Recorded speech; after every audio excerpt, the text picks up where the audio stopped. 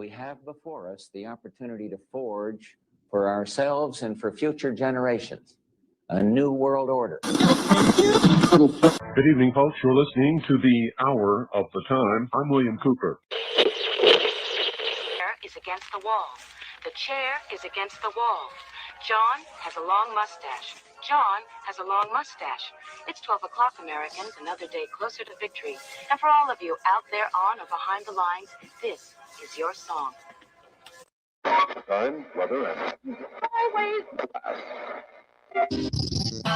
Veteran of 3 foreign wars, entrepreneur, and warrior poet, Tony Arterburn takes on the issues facing our country, civilization, and planet. This is the Arterburn radio transmission.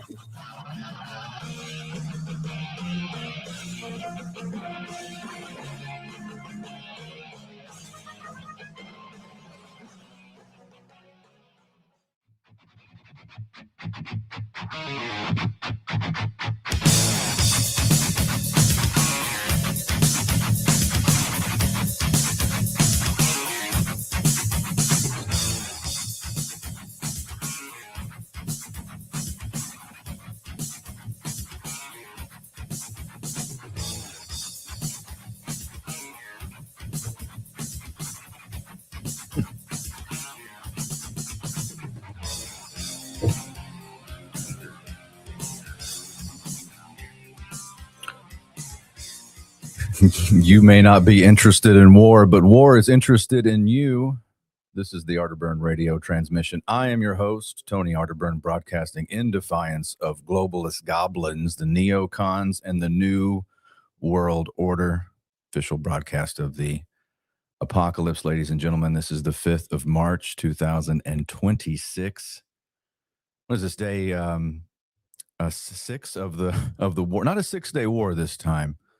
I think we're playing for keeps now. The goblins are running loose. They are let slip the dogs of war, and all the ceremonies of innocence is lost. To go back to quote William Butler Yeats. Well, we're going to dive into it today, ladies and gents. A little parapolitics, precious metals. We can talk about some of the headlines that aren't, if you'd like. We can go into some of the things that won't be flashing across the financial networks that you definitely want to be aware of, which is gold.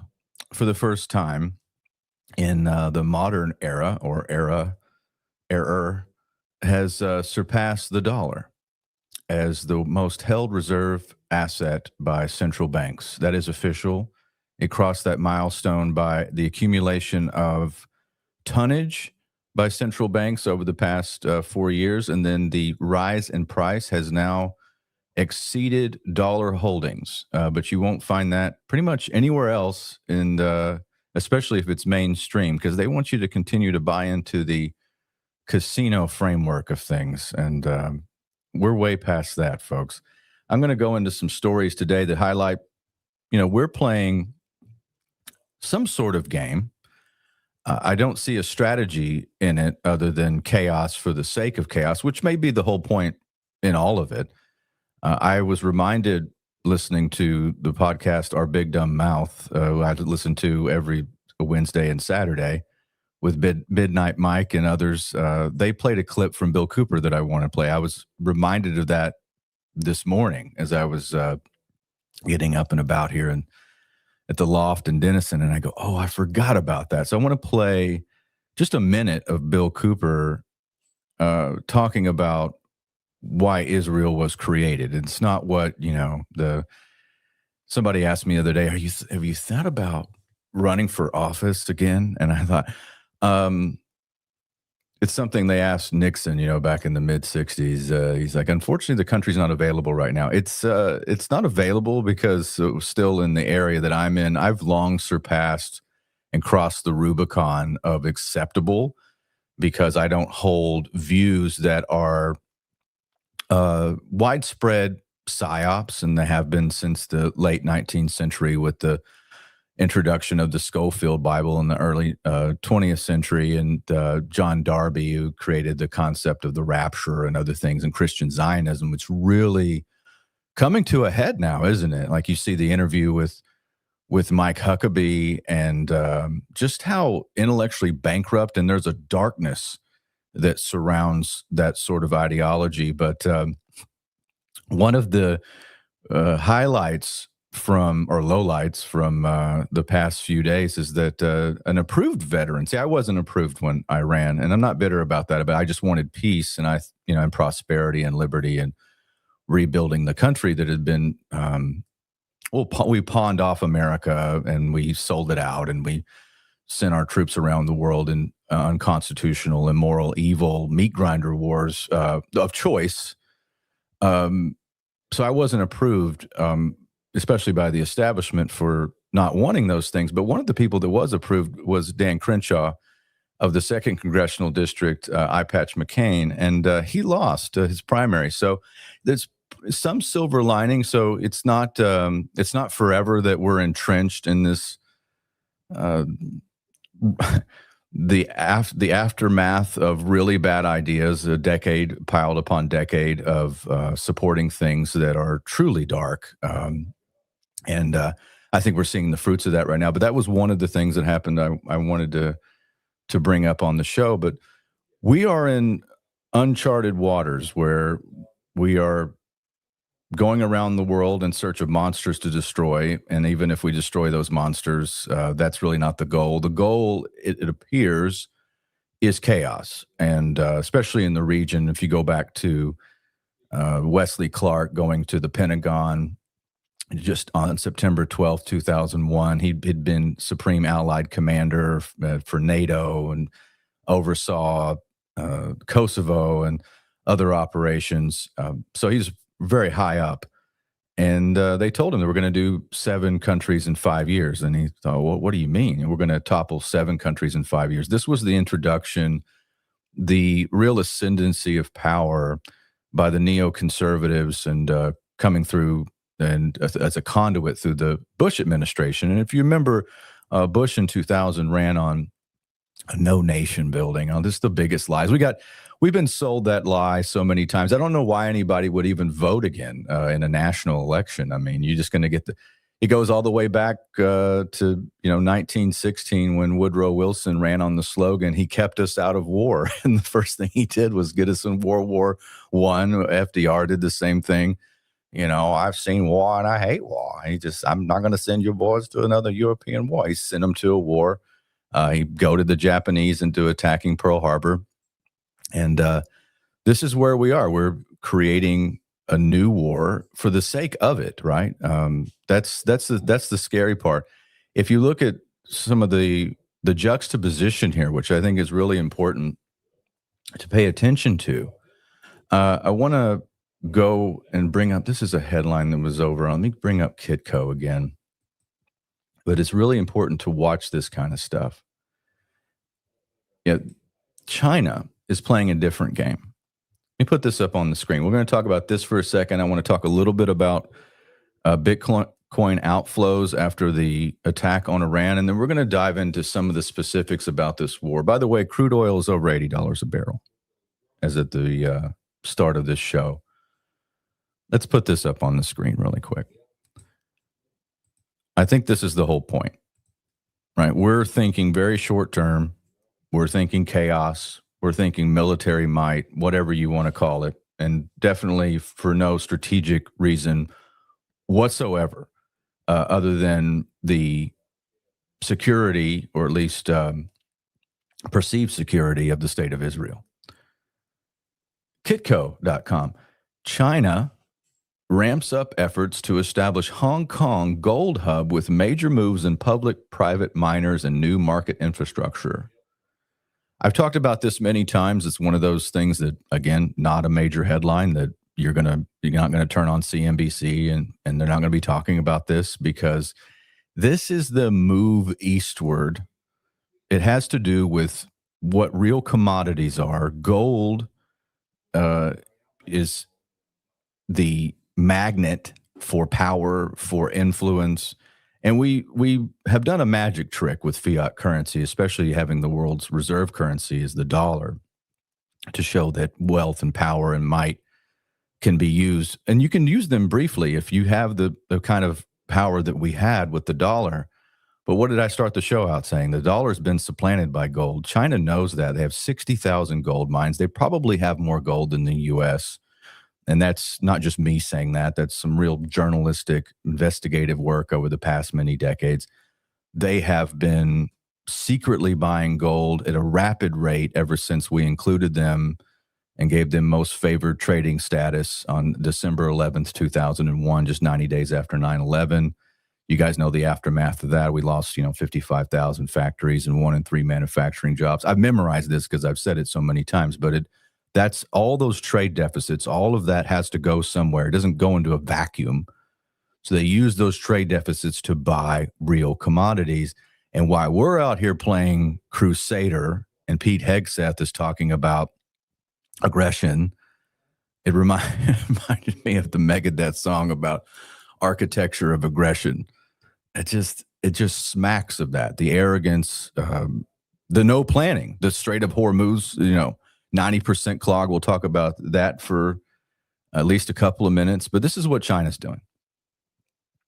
China continues to ratchet up efforts to leverage Hong Kong. Now, this isn't the Shanghai Gold Exchange. They're building Hong Kong, and it's already dominant influence over the global gold market as the Asian giant is building up market infrastructure to woo foreign investors while mainland mining companies tap the semi-autonomous region's stock market to fund their own overseas expansion. According to a recent report from Nikkei Asia, the Hong Kong government has now established Hong Kong Precious Metals Clearing, a fully state-owned company that will start operating on a trial basis before the end of 2026. The government also aims to expand the territory's gold storage facilities to more than 2,000 metric tons within the next 3 years. It plans to work more closely with the Shanghai Gold Exchange as well. So you got Shanghai, you got Hong Kong. I talked about this close to a year ago. I thought this was a very significant story because what it shows is that BRICS, and especially China and part of the BRICS, Brazil, Russia, India, China, South Africa, China especially is looking long term. They're looking down the road. That's what the Belt and Road Initiative was and is. It's the accumulation and the securing of rare earth minerals, of commodities, it's the periodic table. It's what drives and fuels empire. And what are we doing? You almost have to ask yourself, with as stupid, as reckless as we are being, is this by design? You have to ask yourself, is this part of the Great Reset, Agenda 2030 infiltration? Is this what we're watching? Are we watching some sort of spasm of sorts where we're doing the exact opposite of anything that we would need to be doing right now to ensure America's prosperity into the next not just a couple of years, but into the next decade? Are we doing anything to secure that? How's your infrastructure doing? How are your roads and bridges? How are your airports doing where you live? I see crumbling everywhere. I see decay. And this is an outcropping, again, of fake money, Luciferian bankster notes. This is what that produces. It's the lifeblood. It's the mother's milk. It's the alma mater of the deep state is fiat currency. But, what's the latest and greatest? Are we even using any of that fake money to help our fellow Americans? Are we doing anything here to make things better? Or are we simply just doing chaos for the sake of chaos, which is more and more what I believe. And as a matter of fact, and maybe it's a primal thing. Maybe I pulled up an article from LouRockwell.com I want to talk about that talks about the psychological failings of mankind and tribalism when it comes to war. And, perhaps people like Rod Serling, who wrote The Twilight Zone, who was a paratrooper in World War II. He wrote a lot of the moralistic tales that you come across in the Twilight Zone, especially about war. He was very skeptical of that. He was very skeptical, and he was very pessimistic about mankind's future. As a matter of fact, I've got a book on him. It's called it's Serling, the television's last angry man, and I brought it up upstairs last night. I was reading a little bit of it. Just I want to try to finish that biography, because there's something about that thought process that we've lost now in pop culture, especially anybody who's writing any scripts anymore. It's so much of it is influenced by the power structure and intelligence and other things, but we are definitely losing and have lost our morality when it comes to what makes a just war, what is important, how much should we strive for peace. It's really bizarre. I was having all these quotes run through my head. I opened up the show with it just randomly came to my head whenever I heard some of the theme come across and through my headphones. As you may not be interested in war, but war is interested in you. That's Leon Trotsky. You know, and von Clausewitz, he wrote the book on war, the German tactician, and he said that war is an extension of politics by other means. And I think it's backwards now. I think politics is an extension of war by other means. I think we literally crossed through the upside down where it doesn't make any sense anymore. We're seeing the unraveling of what we believe to be the American experiment, in my opinion. I mean, how do you put this back in the box? How do people trust us? You know, history will show if there is a future. I hope that they will write about this. I mean, the Iranians were at the tape. No, you can take this at how you want to, by the way, because I'm sure some boomer that listens to Mark Levin is going to say, but you can't trust the Iranians. Okay, but they were willing to sign a deal where they had no stockpiles of nuclear material, so they could literally not make a bomb. And even if you care about the bomb argument, which I don't, really don't care. Pakistan has the bomb, India has the bomb, China has the bomb, Israel has 300 bombs. I mean, I don't really care about that, because the argument, and Netanyahu has been saying that it's imminent. He needs to really redefine what the word imminent means.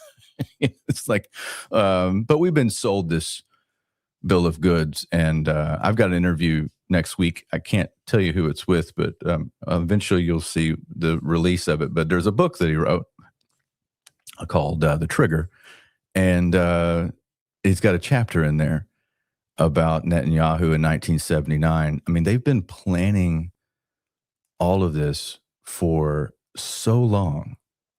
It's really mind-blowing, the level of conspiracy to put us in this spot, and now they're running the play. And I bring this China story up to kind of go full circle. This China story is very important because they're not running that play. They're running about strategy. They're running long-term. They're looking for wealth. They're looking to secure their position in the new global economy, the new economic world order. And we're just writing the old one down, as it appears. And the headline on Drudge right now, oil over $80. And let's look at the other aspect of this as we cover a little bit of the financial part. I pulled this up. This was Bitcoin Magazine. I watched a currency die in real time when I was 23 years old, after the fall of Mosul, and they sent us to the bank. I've told this many times, but we didn't have any orders. They just wanted us to go and figure out what was going on. There was complete chaos, and people were running out with boxes of Iraqi dinar that had Saddam Hussein's picture on them, and the bank tellers were standing there. People just, it was absolute chaos. And then they realized that nobody wanted them. You couldn't spend them. I watched a currency go to zero in real time because it's not backed by anything. That's a fiat currency, folks, because I could run out the same day and I did get a cold Pepsi from a kid, one of the entrepreneurs that I really respect, not these Wall Street types who get bailed out, these sissies and corporatists and crony capitalists that are absolute cowards. I watched real entrepreneurs, like stuff's on fire and a kid's selling me a Pepsi. I have respect for that. And so happily bought it. I remember everybody's staring at me because we haven't seen anything cold in weeks, you know. There was a side story about invading a country, especially a desert country, going into Babylon, going into Mesopotamia. And what you realize that you don't realize, like in the industrialized world or where you have any creature comforts, is that there is no cool water. Like nowhere is going to get cool. You're just drinking bathtub water. It doesn't matter where you put it. There's no cool anywhere. So like just get a couple of weeks of bathtub. I just like, this is like drinking out of the bathtub. Of course, you'll gladly get it if you're thirsty. You drink that bathtub water. But I remember that kid coming out of nowhere, and I said, and everybody was looking at me, and people were running out with boxes of Iraqi dinar, and I pulled out some American currency, and I bought that Pepsi. All right, folks, this is what's going on. Speaking of currency and invasion, Iran. Bitcoin outflows surge after U.S.-Israel airstrikes. On-chain data shows. Following the U.S.-Israeli airstrikes in Tehran, Iranian crypto activities surged with 10.3 million in Bitcoin flowing out of exchanges as citizens sought to preserve value amid financial collapse. On February 28, 2026, U.S.-Israeli airstrikes struck key targets across Tehran, including nuclear facilities, missile sites, and the Pasteur district where Supreme Leader Ayatollah Khamenei resided. Hours later, reports confirmed Khamenei's death and the deaths of senior officials. On-chain data compiled by Chain Analysis shows a sharp surge in crypto activity from major Iranian exchanges in the hours following the strikes. Well, what they're doing there is they're taking their crypto and their Bitcoin off of exchanges and putting it into their own wallets. And that's kind of the point of the story. What you're seeing in that article is a reality of what happens when your currency rapidly starts to debase. And it's why it's so much of an important factor for you to become your own bank. And counterparty risk is another issue with that. Whether it's physical gold and silver in your hand or your own crypto, your own Bitcoin in your own wallet off an exchange, the less counterparty risk in this climate, the better. And let the people of Iran show you. Like they're already, I'm sure that's probably a fraction of what was moved. Now I was on David Knight this morning. I talked about that. It's hard to move across borders with lots of gold and silver, especially silver. That's really tough to do. If you're staying put and you can put that together, you got the place to store it, that's a great thing. Or if you trust where you store it, most of the wealthy people, they've got storage all over the globe, places like Switzerland, places like the United States, places like Singapore. You can store precious metals, but it has to be stored. It physically exists in the real world. As of Bitcoin, something to think about in this global climate. I'm asking you to think about that and becoming your own bank. It's important, especially with these type of stories. And this is just an example of why Bitcoin went from low 60s to mid 70s on trading, and it'll continue to do that. And we'll see what happens with the continuation of the war, which doesn't look like it's going to stop anytime soon, which may be the whole point. All right, let's jump around a little bit. Let me pull this up. This is another article, and then we're going to get into some of the stuff on the war. I'll cover as many things as I can today. It's, as you can imagine, the psychological toll of following metals markets now that the giant banks, which I think they have there's a concerted effort to put small operators out of business. By drying up liquidity, by making it 3 and 5 weeks out to get paid on something, by drying up supply lines, and then by manipulating the price at such a rate that how could you ever really plan or do it. I mean, this is not market forces, folks. There's fourth dimensional governmental warfare going on inside the commodities market. So this is a race to see who controls what. So you're stuck in the middle too, but the big banks would love nothing more than to create less and less variety. I'm talking about the large holders. They'd love less and less variety. So it's, I think, a concerted effort, and good luck to them on that. I'm still here, and I think we'll be around a year from now or 5 years from now, but it won't be because I took a break. So let's put it that way. Here's the next story. Let's stop the screen and put this up. All right. Yeah, this is Zero Hedge. Wall Street desperately seeks details on Trump's plan to unclog the Hormuz choke point. It's been a wild ride in crude over the past few days, with Brent crude futures were capped near $84 a barrel on Tuesday afternoon before sliding down to 81 late Wednesday afternoon, only to surge back up to 84 this morning.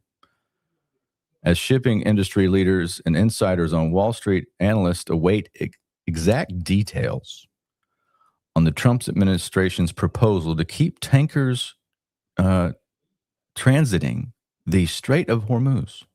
The critical maritime choke point remains paralyzed, raising the risk of an energy shock in parts of the world that rely heavily on those flows, particularly in Asia. President Trump wrote in a Truth Social post that he will provide insurance for all maritime trade through the U.S. Development Finance Corporation. Well, that's your tax dollars at work there, folks. You know, here's another way to unclog the Strait of Hormuz. Don't do the war. Just don't do that. Seemed like I don't know, that's so counterintuitive. Like, what do you mean, Tony? We got a Department of War and we got a guy named Pete. Isn't it time to go on an all-out World War III adventure? Don't you want to sacrifice your sons and daughters to Moloch? Aren't you ready to do that? Epstein said so. This is Operation Epstein Fury, Tony. Don't you want to do that? They're going to close the Strait of Hormuz, so there's got to be a plan. Now comes the hard part. With the shipping industry and Wall Street analysts will all asking the same question: how will every tanker transiting the Arabian Sea through the Gulf of Oman into the Strait and onward to the Persian Gulf be protected by U.S. or allied air or naval forces? Well, they don't know that. And we don't know what we've unleashed. As a matter of fact, how do you even believe anything at this point? When you know what I know, right? And most of my audience knows, if you're tuning into, like, we're a niche show. Like, I'm going to talk about stuff that it doesn't get me a lot of followers because it's not popular. It's kind of watching the MAGA movement decay and die right now. It gives me no pleasure at all, because I was once very much adamant and supportive of what that was supposed to be. Kind of like I used to in 2007, on December 16th, 2007, I was part of the donations and the movement to make the Tea Party with Ron Paul.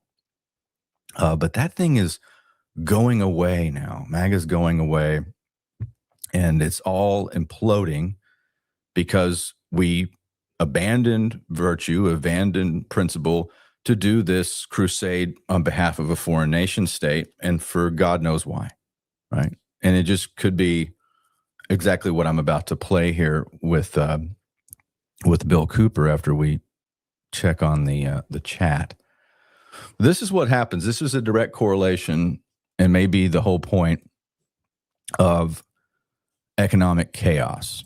You know, we went in and grabbed Maduro in Venezuela with their massive oil reserves and everything else. I just read an article where the state-owned mining company in Venezuela is going to be supplying U.S. with like 1,000 kilograms of gold so far. I'm wondering what all of that means, like the state-owned, like what sort of collaboration, what's going on there with commodities, and how much do these companies stand to make? You know, a lot of this is, it could be several layers. You know, maybe the point isn't prosperity and low gas prices. Perhaps it's a short-term profit taking. Perhaps it's a way to tank the economy. So perhaps it's a way to make people beg for some sort of international oversight and restructuring of economics, the economic order. Maybe it's one of those things, right?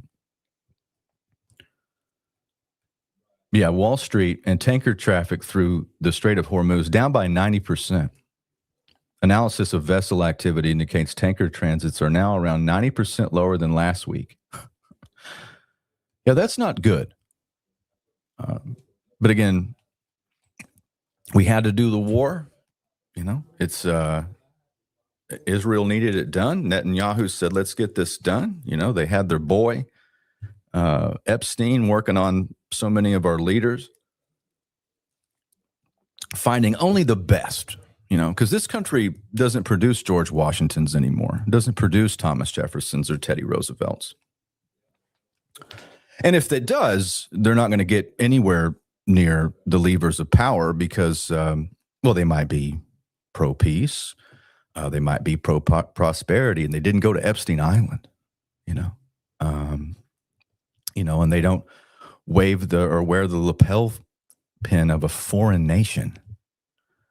You see these churches flying these Israeli flags in there. It's just idolatry. I mean, I've seen it. I grew up with it.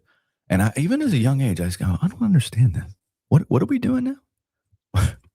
So wait a minute. What is, you know, I'd hear that in church. America only exists. God favored, you know, made America exist to make Israel happen. And I'm like, wow, that's not what I fight for. And I don't believe that at all. Matter of fact, I find that to be insane and demonic. So just so we're clear where I stand, it's funny because I please no one with my views because you're not either I'm not hateful enough or I'm not supportive of Zionism. So it's like I'm in a no man's land. All right, let's check on the chat really quick as we're about halfway through the transmission. I'll check on how things are going over there. It's good to see everybody. Dustin Helm in the chat. And let me see. How do I Gorilla Underground? There he is. There's my guy. That is the great BRV, ladies and gentlemen. Let's see. Got a pretty active chat over on Rumble. You never know who's going to show up on the show. Thanks for being here, guys. What words spell? I like that. What do word spelling is indeed magic. That's why it's called spelling. It's words matter. Words are magic. Dad Guy 24.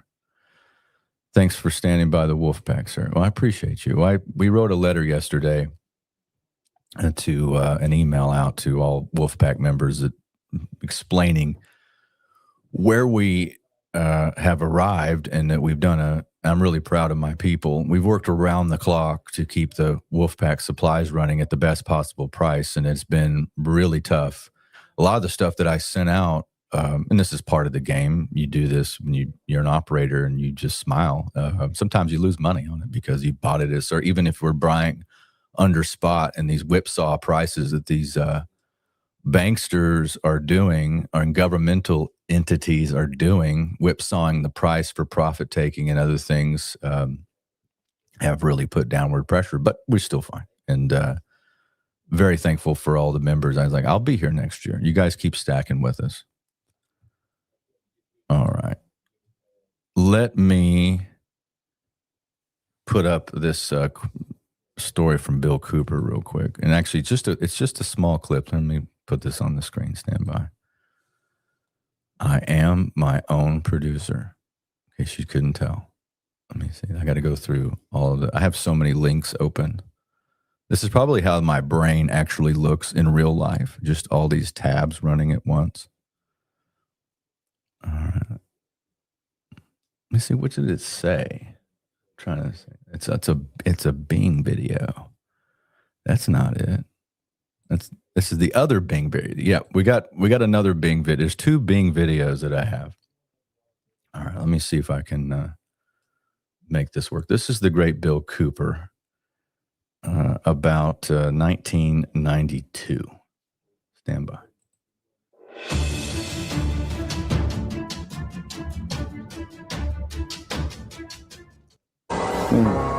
What role in the Middle East again does Israel play in this?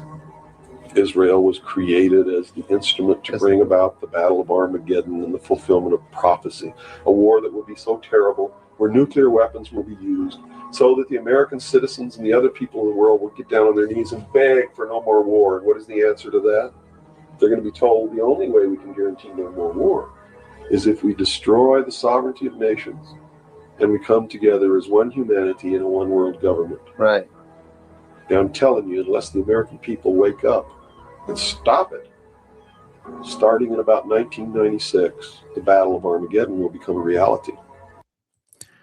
You know what's interesting about that is he calls out, he says 92, and Bill Cooper talks about 1996. You've seen all the videos that have come out, and this goes before that, but really the true propaganda to start this war of Armageddon, right? The Middle Eastern war, the destructive war to bring down the American Republic, right? From the inside by exhausting it, started around 1996. He's not wrong. I mean, if go back and look at the policy changes that were made, what was implemented, and this is post Oklahoma City, when you had the Tim McVeigh, the Manchurian candidate, who just he's activated now, and they destroyed with an inside job, they destroy the constitutional movement. What was the right wing resistance, whatever that was coming, alternative viewpoints that were being formed at the time. I remember because I was 14, 15. My dad was taking me to different conferences. I learned a lot, but that all stopped with Tim McVeigh. But they had written something right before that. One of them was authored by Joe Biden. It was the Bones, the original Patriot Act. It's just that Oklahoma City wasn't big enough. They needed their surveillance state to happen so they could further control political dissent. And they got that after, post 9/11. But that's for a whole other show. I just wanted to play a little bit of Bill Cooper. His voice is sorely missed. As a matter of fact, I'm going to play pretty soon on the, if you haven't subscribed to my podcast channel, you're going to want to do that. I don't put everything up on YouTube, but Paratruther, if you go find that, the RSS feed, that's what you want to go find. I've been putting up every Wednesday.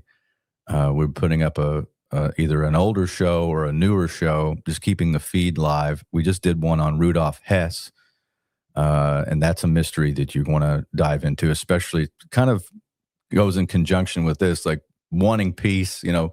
Peace isn't peace sells, but who's buying, to quote Megadeth. But that's where we are at, and I wanted to talk about some of the aspects of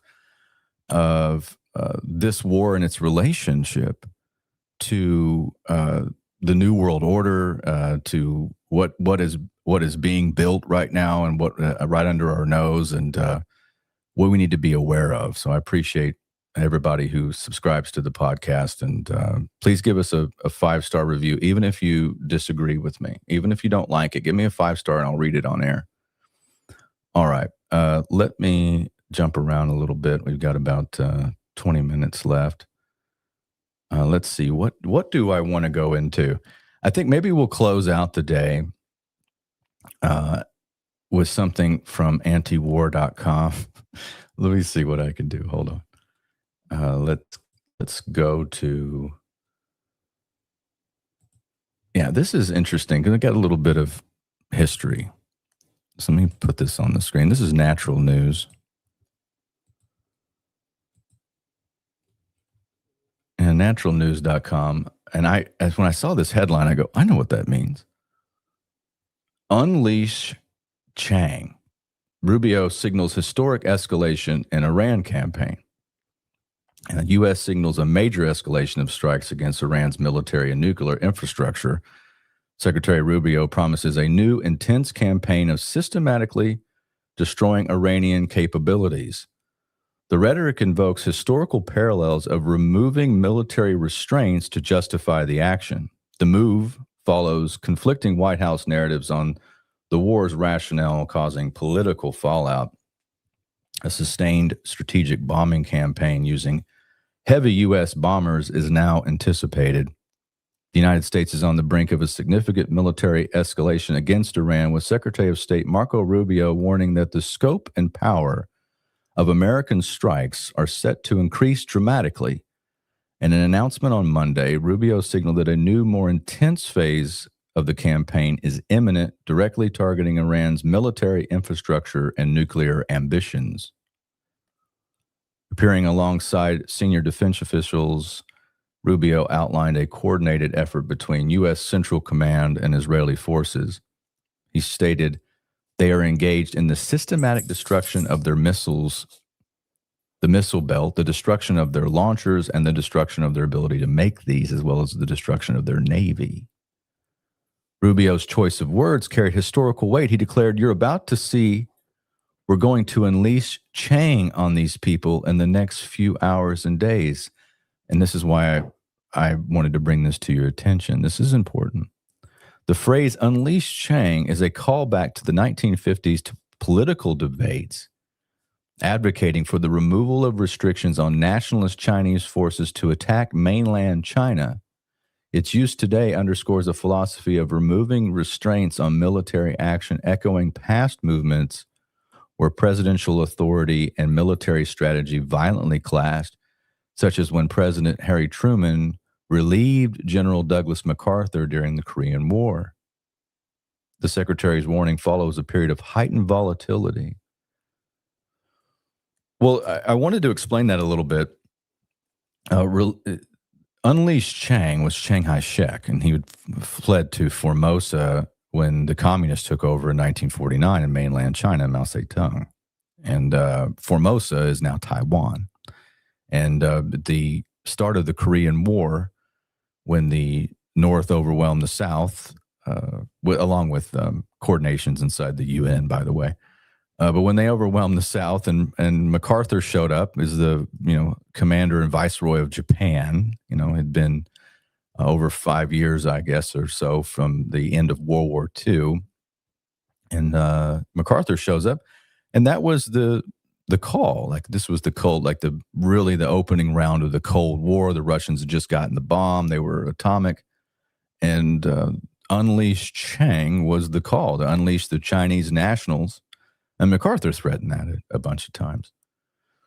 So what he's referencing has a bunch of unknowns associated, doesn't it? It's like, I saw one of the headlines, and I think it's on Drudge, if I'm not mistaken, that we're going to, this is, talk about Unleash Chang. Check this out.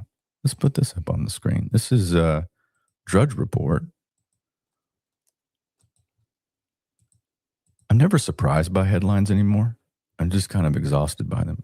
Boots on the ground? ? The Kurds prep invasion. The Kurds, the Kurdish people, which still don't have their own country, that were gassed by Saddam and kind of abandoned by on more than one occasion, abandoned by the Americans, somehow are going to get into the war with Iran. So buckle up for that, whatever that means. And that might be a little bit in relation to Unleash Chang. We'll see. All bets seem to be off at this point. All right, let's continue down this line of logic. I wanted to go to one of the things I did, and I talked about on Saturday on America Unplugged, is I went and I donated and do a monthly donation to antiwar.com.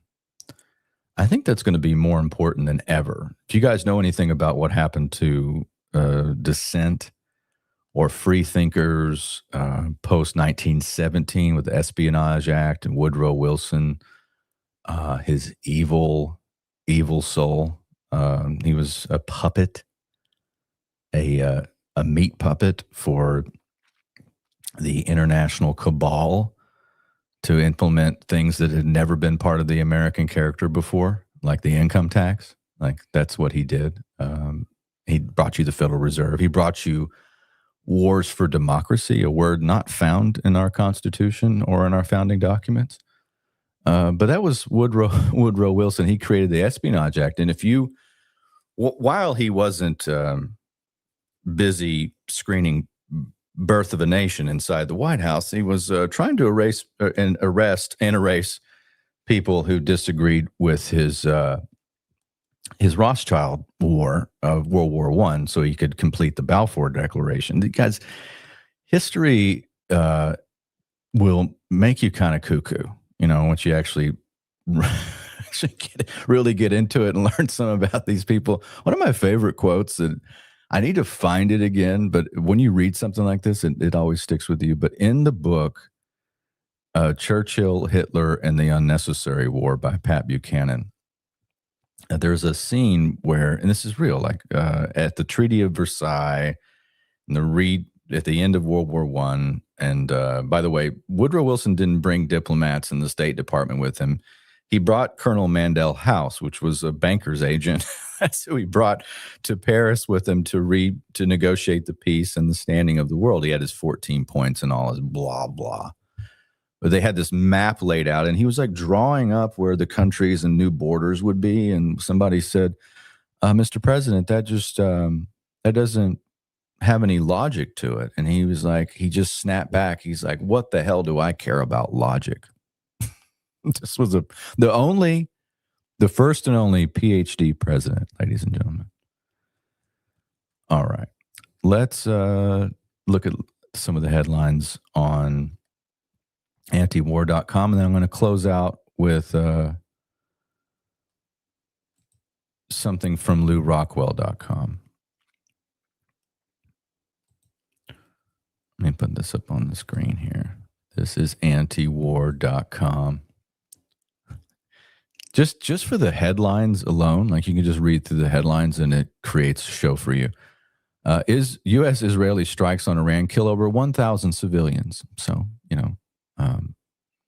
I guess we had to do it. It was imminent since 1990 that, according to Benjamin Netanyahu, that Iran got the bomb. And if they got the bomb, then we can't invade, right?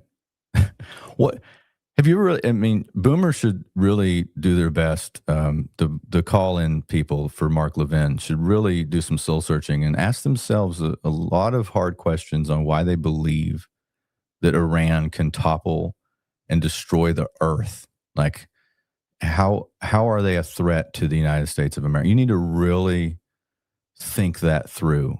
So now 1,000 people. This is just the beginning. So 1,000 people have to die. For what? Right. So let's start there.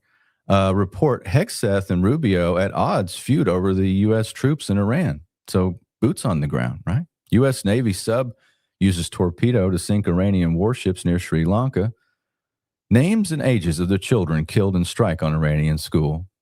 So a lot of people said that was propaganda. I didn't believe that. I've seen schools and apartment buildings that were bombed by smart bombs. Senate fails to halt Trump's war on Iran. Of course it does. Hey, has anybody ever thought in the last 2 weeks, what the Supreme Court has told us? That tariffs were outside of the purview and constitutional authority of the chief executive. But starting a war when we are not attacked is completely fine. Yeah. Have you really broke that? Like an economic decision by the chief executive that is pretty much in line. I don't agree with his tactics, but it's in line with our founding, is not okay. But this is totally cool. Trump to request an extra $50 billion for Iran war. Well, maybe that's why. Pentagon tells Congress it can't intercept all Iranian shared Shahed drones. So this goes on and on. And there was I can't even get to all the articles. There was one on Iran I wanted to read, but I want to do this one. This is the last article of the day, folks, and I didn't even plug today. I didn't get into some of the things and some house cleaning. Maybe I'll do another show over the weekend or something just to catch everybody up. But we're going to record a new Paratruther this weekend. We got the new one out on Rudolph Hess. Go check that out. Go subscribe to Paratruther. It's not everything's on the YouTube channel. Go over and find anywhere podcasts are served up. We got some cool stuff coming out this year. And I just put out a way back one, episode number 3 of Paratruther. We did one on the Georgia Guidestones. You should go check that out. All right. Let's go back to LouRockwell.com. See if I can find it. It's probably a great representation of my brain. All of these tabs opened up. All right. 1 second.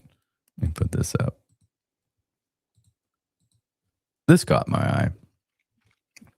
This is Lou Rockwell, written by John Leake. On the seduction of war. The drama of vanquishing a loathsome enemy seems to activate the same neural circuitry in which lust resides. This is there's a funny scene in Stanley Kubrick's Dr. Strangelove when the guys in the Pentagon realize there's no stopping the imminent nuclear catastrophe, and they shift their focus to the question of how the human race will be reconstituted. It is pretty funny. Dr. Strangelove assures them that an elite group of men and women with 10 extreme, so it's a 10 to 1 ratio of women to men, could live at the bottom of a mine shaft and perform prodigious reproductive labor. Upon hearing this, the gloomy atmosphere lifts. Maybe the end of the world isn't such a dreadful thing. This is the way, I don't know if you've ever seen Dr. Strangelove and Peter Sellers. He tries to keep his arm from giving a Nazi salute, and because that's in what Kubrick is referencing, and the entire thing is the importation of the Nazi scientists and the Nazi military industrial complex that really makes up the Fourth Reich. That was because that's the character he's speaking. He's trying not to give a Heil Hitler, he's trying to not do that. And he tells them that, don't worry, we'll die, and they'll have the humanity will die off mostly in the war, but we'll have all these mine shafts, and we'll have you'll have to repopulate the earth. And there's a funny scene I've often talked about where they talk about how great the Soviets, they had mine shafts. They say, well, we have a mine shaft gap, kind of like we used to say we had a missile gap. The Soviets had more missiles than us, and now they've got more mine shafts than us. It's really a dark humor. But probably very called for. Because I've long suspected that war, the psychological and moral drama of killing a loathed enemy and exulting in the triumph of one's superior strength, may activate the same neural activity as lust. In my younger and more carefree days, I remember the experience of seeing a beautiful woman at a cocktail party and going into a trance-like state that seemed to shut off all critical thinking. Schopenhauer characterized this trance-like state as an expression of the will that governs all living things to do nature's bidding. It seems to me that war has the same seductive power over people's minds, which probably explains why war propagandists never change their script, i.e. the same drama always works in the way the mere sight of a beautiful girl always induces the same trance-like state. Reflecting on the evil of war, James Madison wrote the following. In war, the discretionary power of the executive is extended. Its influence in dealing out offices, honors, and emoluments is multiplied, and all the means of seducing the minds are added to those of subduing the force of the people. No nation could preserve its freedom in the midst of continual warfare. It's so true. I've quoted that so many times. Man is a tribal animal that is always driven by the will to expand his tribe at the expense of others. Says, I recently had a conversation with evolutionary biologist Brett Weinstein in which he told me something I have long suspected, namely that humanity is now suffering from a fatal evolutionary mismatch in which our archaic biological imperative to extend the power of our tribe at the expense of others is being equipped with ever more sophisticated weapons with ever greater destructive capacity. Weinstein is gravely concerned that if we don't learn to recognize this mismatch and make a conscious effort to counter it, we could face an extinction of our own making. Well, I don't think there's anything over the top about that. And as I mentioned earlier, like the wellspring, like, how's a country or a civilization doing? You can tell by the art that it produces. You can tell by the leaders it produces. You can tell by the culture it produces. And, you look at this from a historical angle, and, we, I'm trying to think of, there's a poet that wrote about America was the only great power to go from barbarism to decadence with no civilization in between. Oh, it was Oscar Wilde. This just came to my mind. It's Oscar Wilde. And so we had this real jump, right? We had barbarism to decadence with no civilization in between, and or so it seems. We've long forgotten what it meant to be a great country. Let's see, Guard Goldsmith in the chat. He says, "No fighting, no fighting in the war room." That's exactly right. That's from Dr. Strange. No fighting in the war room. All right, folks. Let's check some spot prices, and then I'll get you guys out of here for today. Let's put this up on the screen. All right, the price of the yellow metal as of right now, you had a big jump over the weekend. David Knight was asking me about that.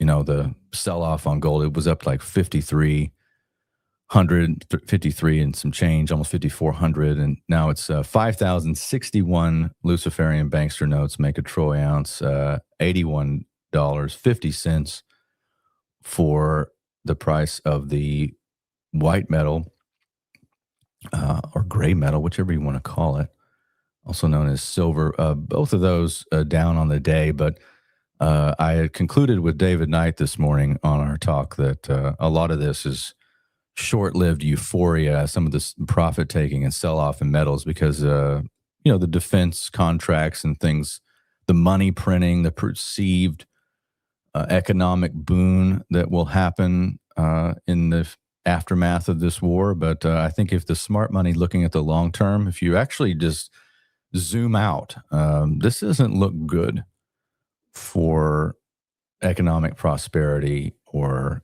innovation or anything that would actually make long-term prosperity possible. So profit taking going on for sure. Looks like gold and silver are on sale. And if that's the case, always go over to Wise Wolf Gold and Silver or join our Wolf Pack, wolfpack.gold.